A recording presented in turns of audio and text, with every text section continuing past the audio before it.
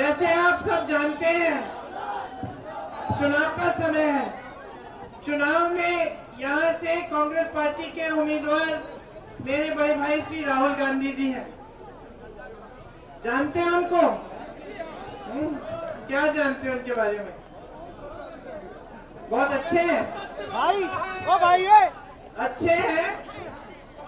वो इस देश में अभी के समय, आज के समय इकलौते ऐसे नेता होंगे जिन्होंने कन्याकुमारी से कश्मीर तक पैदल यात्रा की, सिर्फ इस देश की एकता को बनाए रखने के लिए और आप सबसे मिलने के लिए, आपकी समस्याओं को समझने के लिए। आप सबने शायद उस यात्रा को देखा होगा। उस यात्रा में जहां जहां उनको लोग मिले वो रुके, उन्होंने लोगों से बातचीत की, वो समझे कि आपकी क्या समस्याएं हैं। जब वो उस यात्रा से वापस आए तो उन्होंने कांग्रेस पार्टी के सारे जो बड़े नेता हैं, हम सबसे बात की और उन्होंने ये बात कही कि पिछले 10 सालों में मोदी जी के सरकार में, जरा आप चुप रहेंगे, मोदी जी की सरकार में पिछले 10 सालों से सबसे ज्यादा अन्याय देश के गरीबों के साथ, देश के किसानों के साथ, देश की महिलाओं के साथ हुआ है। क्योंकि जो मोदी जी की सरकार रही है, उसने जितनी भी नीतियां बनाई हैं वो सब बड़े बड़े खरबपतियों के लिए बनाई है।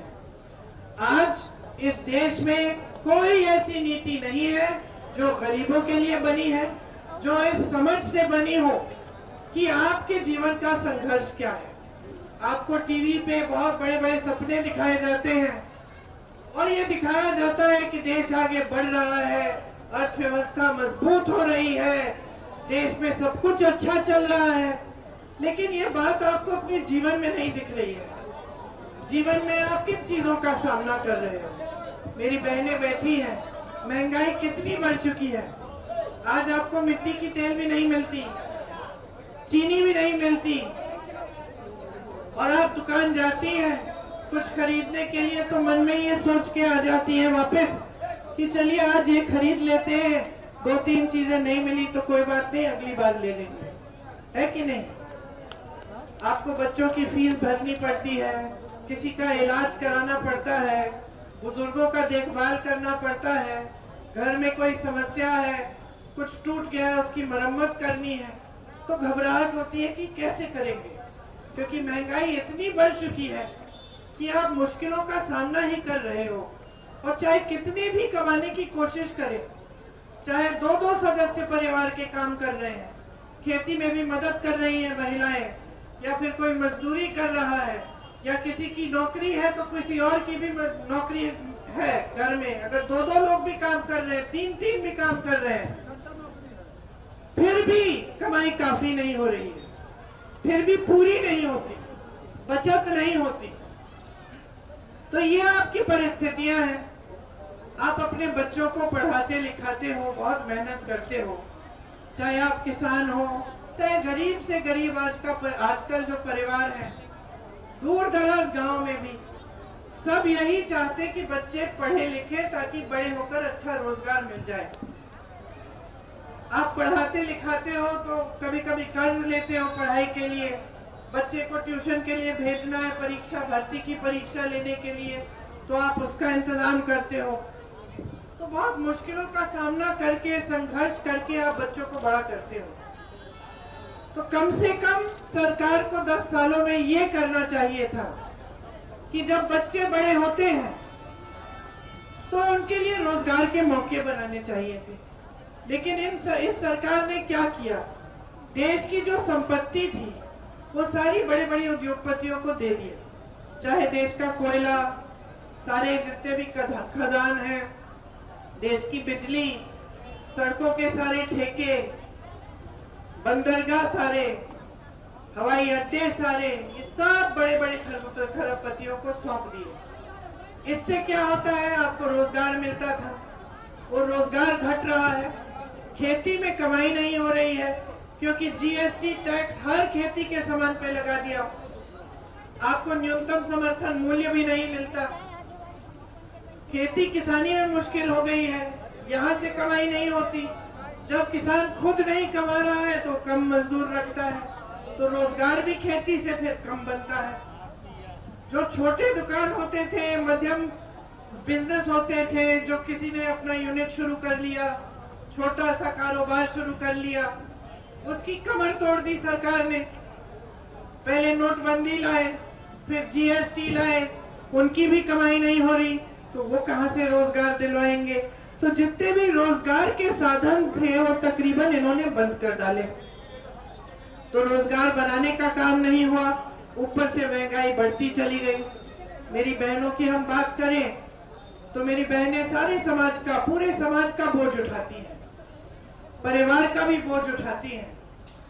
बहनें, आप तब तक नहीं खाओगे जब तक सबने खा लिया। आप तब तक नहीं सोओगे जब तक परिवार के एक एक सदस्य को नींद नहीं आए, वो सोए नहीं है। आप कहीं बाहर जाके काम भी करोगी तो घर आके सफाई, खाना पकाना, सबकी देखभाल करनी, ये भी आपका काम है। किसी ने इस काम को कभी पहचाना नहीं है।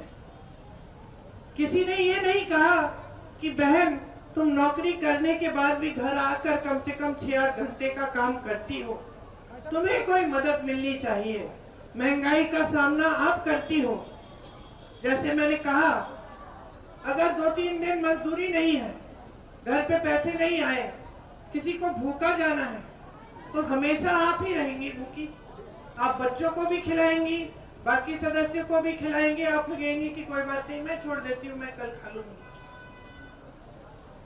लेकिन किसी ने आपके इस संघर्ष को पहचाना नहीं है। आज बड़ी बड़ी राजनीतिक दल कहते हैं कि हम आरक्षण दे रहे हैं महिलाओं को, भाजपा के नेता कहते हैं, मोदी जी कहते हैं, लेकिन ये सब चुनावी जुमले हैं। क्योंकि जो आरक्षण वो देना चाह रहे थे वो 10 सालों के लिए तो लागू ही नहीं होगा। जब महिलाओं के साथ अत्याचार होता है, चाहे हाथरस में, चाहे उन्नाव में, चाहे कर्नाटका में, चाहे मणिपुर में, तो ये किसका, जो जिसने अत्याचार किया है उसकी रक्षा हो रही है। बार बार ये हमने देखा है। तो जब महिलाओं की बात आती है तो सब इसको जुमला कर बड़े सपने दिखाते हैं। बाकी समय आपके लिए सिर्फ 5 किलो का राशन है बस, और इस 5 किलो के राशन में किसी का पेट नहीं भर रहा है। मिल रहा है, ये अच्छी बात है, लेकिन इससे भविष्य नहीं बनेगा, इससे आप आत्मनिर्भर नहीं बन सकते। मैं आज किसी भी नौजवान से पूछूं, मैं तुमसे पूछ रही हूँ, अगर मैं तुम्हें बोलूं कि मैं तुम्हें ये लो 5 किलो का राशन दे रही हूँ हर महीने, या फिर तुम्हें रोजगार दूंगी, तो तुम कौन सा चुनोगे? रोजगार चुनोगे, क्योंकि रोजगार से खुद कमाओगे, आत्मनिर्भर बन जाओगे, किसी पे निर्भर नहीं रहोगे। तो आपको समझना पड़ेगा कि जो राजनीतिक दल इस तरह की नीति बनाएगा जिससे आप निर्भर रहेंगे लेकिन आप आत्मनिर्भर नहीं हो सकते, आप अपने पैरों पे नहीं खड़े हो सकते, उसकी नीति ठीक नहीं है। ये आपको गहराई से समझना पड़ेगा। यहाँ आपके क्षेत्र में जागरूकता हमेशा से रही है, 100 सालों से रही है। हमारी और आपकी बहुत पुरानी एक परंपरा रही है, राजनीतिक जागरूकता। जो आपकी जागरूकता थी, आपके किसान यहाँ 103 साल पहले आंदोलन कर रहे थे, और जब पंडित जवाहरलाल नेहरू जी को सुनाई दिया कि यहाँ पे आंदोलन कर रहे हैं किसान, कि गरीब किसान इतने बड़े साम्राज्य के खिलाफ खड़ा हो गया है, तब वो यहाँ आए। अंग्रेजों को पता चला कि जवाहरलाल नेहरू यहाँ आने वाले हैं, तो उन्होंने सब जगह नाकाबंदी कर दी। पंडित जी एक ट्रक में बकरियों के नीचे छुप के यहाँ आए किसानों से मिलने के लिए, आंदोलन में शामिल हुए, और जब किसान गिरफ्तार हुए तो जवाहरलाल नेहरू जी भी उनके साथ पहली बार गिरफ्तार हुए।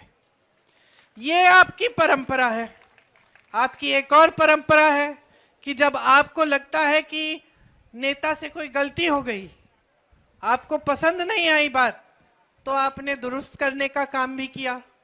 आपने इंदिरा जी जैसी महान हस्ती को भी दंड दिया, एक चुनाव हराया क्योंकि आप नाराज थे। आपने कहा कि जो इनकी एक नीति आपको पसंद नहीं आई। इंदिरा जी आपसे नाराज नहीं हुई, इंदिरा जी आपका आदर करती थी। वो समझी कि आज अगर मैं हारी हूं तो जनता मुझे कुछ कह रही है, मुझे सुनने की जरूरत है। आज के नेता क्या कहते हैं? जनता सवाल उठा रही है, मुंह बंद करो इनका, गिरफ्तार कर लो, बंद कर दो, सवाल किसी को नहीं उठाना चाहिए। आज की सरकार क्या कहती है कि नीति बनेगी लेकिन जनता के जरूरतों के आधार पर नहीं बनेगी। नीति बनेगी तो बड़े बड़े खरबपतियों के आधार पर बनेगी। आज की सरकार क्या कह रही है कि किसानों को गरीबी की दलदल में रहने दो, इन पे टैक्स बढ़ा दो, इनकी हर चीज को महंगी कर दो। ये आंदोलन करेंगे। 600 किसान शहीद हुए आंदोलन में, इनकी सुनवाई नहीं होगी। आज की सरकार कह रही है कि बड़े बड़े खरबपतियों की कर्ज माफ कर दो। 16 लाख करोड़ रुपए उनके माफ किए, किसानों का 1 रुपया माफ नहीं किया। जो कानून लाने वाले थे, जो कानून किसानों वाले कानून लाने वाले थे, जिसके खिलाफ तमाम देश के किसानों ने आंदोलन किया 2 साल पहले, वो कानून क्या थे? वो कानून यही थे कि खेती किसानी भी बड़ी खरबपतियों को सौंप दी जाए। तो आपको समझना पड़ेगा अपनी जागरूकता से, ये जो जागरूकता की परंपरा है यहाँ की, कि आज देश में क्या हो रहा है और क्या परिस्थितियां बन रही हैं। आपका जीवन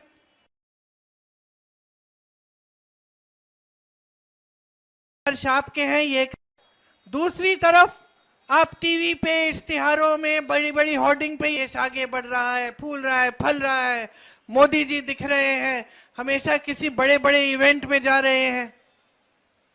तो आपको समझना पड़ेगा कि ये सच्चाई, जो आपकी सच्चाई है, क्यों नहीं दिख रही है। जब चुनाव के समय चर्चा होती है, टीवी चलाते हैं, तो क्या चर्चा हो रही है?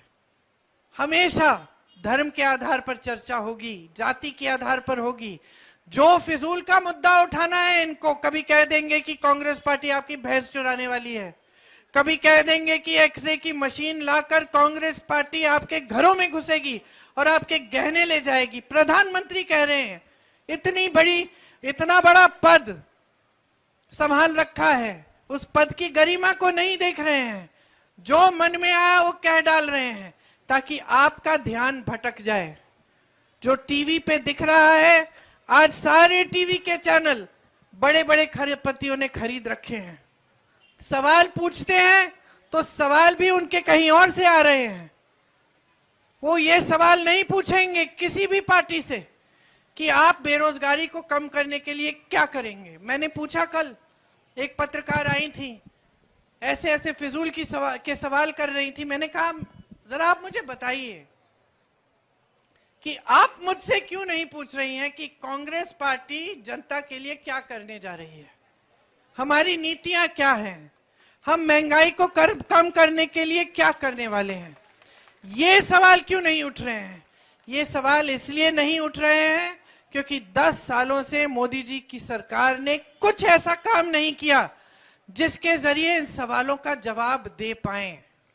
रोजगार नहीं बनाए, महंगाई कम नहीं की, जितने बड़े बड़े वादे किए थे, 2 करोड़ रोजगार देंगे, नहीं दिए।